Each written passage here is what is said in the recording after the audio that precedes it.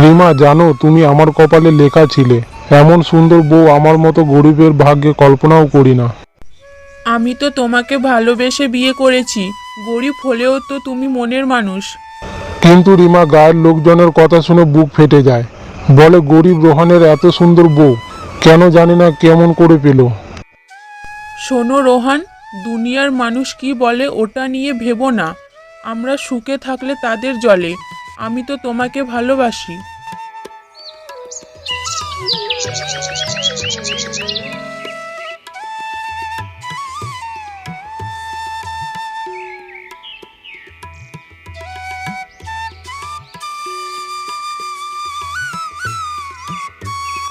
রোহান হাটে গিয়ে কাজের খোঁজ করছে।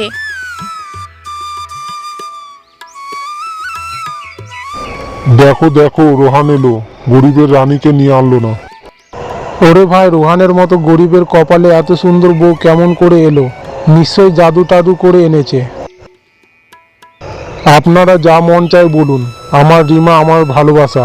ভগবান যা কপালে লিখে দিয়েছে তা নিয়ে আমি খুশি।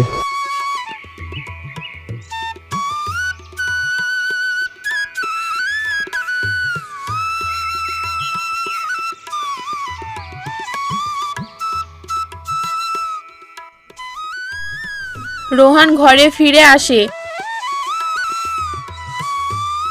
চেহারায় ক্লান্তি আর দুশ্চিন্তার ছাপ। রিমা জিজ্ঞাসা করে, কি হয়েছে রোহান? আবার কেউ কিছু বলেছে? গায়ের লোকজন আবার বলল, আমি তো গরিব, আমার এত সুন্দর বউ কি করে হলো? শোনো রোহান, গ্রামের মানুষকে খুশি রাখার দায় তোমার না।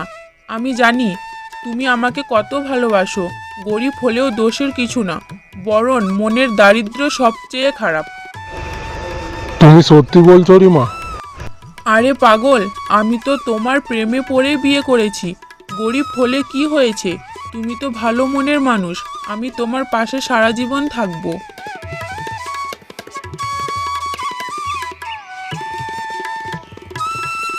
রোহান একটি ফলের দোকান খোলে।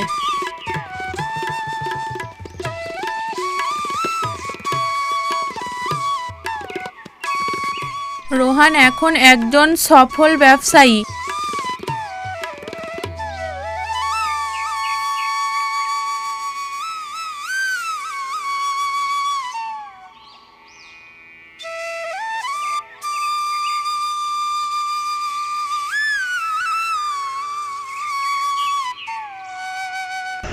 দেখো রোহানকে, আগে গরিব ছিল, এখন কত বড় লোক।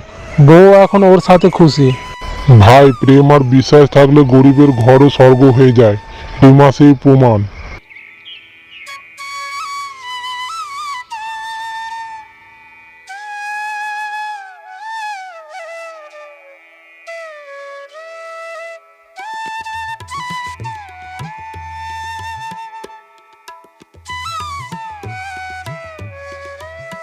তুমি যদি আমার পাশে না থাকতে আমি আজ এত বড় হতে পারতাম না।